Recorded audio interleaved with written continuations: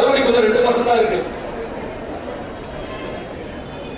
அறுவடை முடிஞ்ச வாட்டி நான் அந்த பணத்தை வச்சு நான் கடனை கட்டுவனா, நாம சாப்பாடு சாப்பிடுவோமா, நம்ம பிள்ளைய படிக்க வைக்கணும். எனக்கு என்ன பண்ணேன்னு தெரியல. ஆமாங்க, கடனால கொடுத்த தேதி வர முடிஞ்சு போச்சுங்க. என்ன பண்ணுறதுனே தெரியலங்க. டேய் ரவி ஐயா, 1 வருஷம் ஐயோ வட்டி வரல பேசக்கூடாது. ஒழுங்கா காசு எடுத்து வையா. ஐயா ஐயா கம்முனுமா ஒண்ணு இல்ல, போய் படிக்கும். சரி நான் போட்டு நீ போடு.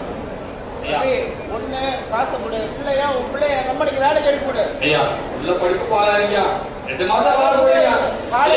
காலையில வந்து கம்பெனில வந்து வேலை. ஐயா ஐயா ஐயா ஐயா என்னோட முழுக்குமே இந்த வருஷத்துல போட்டு என்ன பண்ணுறது?